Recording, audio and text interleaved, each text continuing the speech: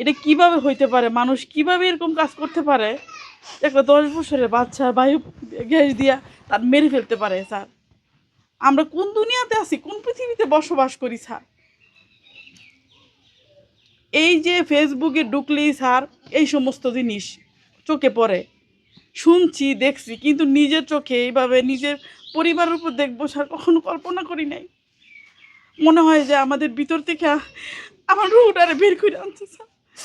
এত ভালোবাসতাম ওরে স্যার, মানিয়ে নিতে পারতাছি না এখনো মন থেকে, মানতে পারি না যে রামিন নাই, রামিন মারা গেছে স্যার। ওর মৃত্যু হয়েছে, যতটা কষ্ট পাই তার চেয়ে দ্বিগুণ কষ্ট পাই।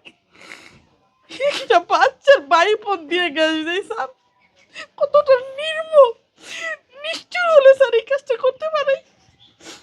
আপনাদের কাছে, সরকারের কাছে আমরা ছোটোবেলা থেকে বিএমপি করি, আমরা বেগম খালেদা জিয়ারে ভোট দিছি, বিগত দিনে যত পৃথিবীতে বেঁচে থাকবো ওনারে ভোট দিব। ওনার ছেলের কাছে আমাদের সুষ্ঠু বিচার চাই, ওদের ফাঁসি চাই। তাহলে যদি আমাদের আত্মাটা শান্তি পায়, মনটা শান্তি পায়। আর আপনারা সবাই ওর জন্য দোয়া করবেন, আল্লাহ পাক যেন ওরে ব্যস্ত উঁচু নিকাম দান করে। এই আপনাদের কাছে চাওয়া, দেশবাসীর কাছে চাওয়া, আপনাদের কাছে চাওয়া, সরকারের কাছে চাওয়া, আইনের কাছে চাওয়া। আচ্ছা, আপনি এই যে একটা ছেলেকে এইভাবে মেরে ফেলবে, এটা আপনার বিবেকে কি বলে?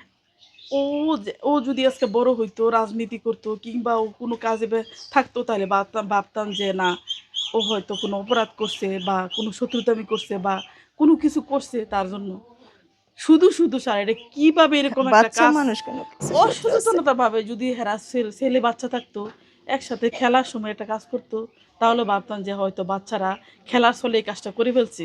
পরে এই কাজটা করার পর তোর কিছুক্ষণ জ্ঞান ছিল?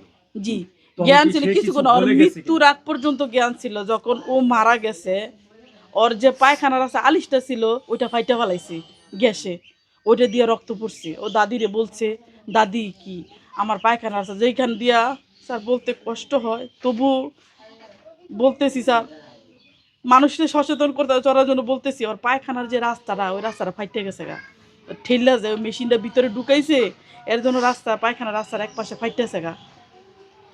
আর ওর ভিতরে যেটা মানুষের যে একটা জিনিস থাকে আলি, কারো নাম বলে গেছে? হ্যাঁ বলছি। দাদিও তো সর্বক্ষণ ছিল, ওরা রিক্সাওয়ালা, গাড়িওয়ালা কিংবা দোকানদার সবাই ওর পরিচিত ছিল, ও সবারই চিনে কি বলে বাজারে। গেছে? বইলা গেছে যে দাদি কি, যে সবুজ অটো চালায়, বিবাটেক চালায়, আমরাও ওর গাড়িতে চড়তাম। ও আমার দোকান থেকে আনছে। আমার বোনের স্বামীর সাথে একটা লোক ছিল, ও বলছে যে উনি দেখছে নিজের চোখে যে ওর গ্যাসের মেশিনটা দিয়ে ওর উপরে এমনি ঘুরাইতেছে এইভাবে। তখন বলতেছে যে এই এরা তোরা উপরে এমনি ঘুরাইতেছ কেন, ওরা কিন্তু গ্যাস কুচ দিস না। তো ওরা নিয়ে সবাই দুষ্টামি করে, উনিও ভাবছে দুষ্টামি, উনি চলে গেছে। চলে যাওয়ার 5 মিনিট পর ওই শুনতেছে, বা 2 মিনিট 3 মিনিট পরে, যে হ্যাঁ বায়ু, হ্যাঁ পেটটা ফুলে গেছে। মানে পেটটা এমন ফুলছে যে পাথরের মতো শক্ত হয়ে গেছে এর পেটটা। এটা কি দুষ্টামি চলে এই না কাজ কখনোই করছে? না স্যার, কখনোই এটা কিভাবে হইতে পারে দুষ্টামি চলে? এটা মানুষের বায়ুপত্র এইভাবে থাকে না, হয়তো ওরে ধরছে, ফ্যানটা হাত টাইনা করছে, খুলে দিছে। তারপরে ওর ভিতরে ঢুকাইছি। এটা তো কিভাবে দুষ্টামি হইতে পারে?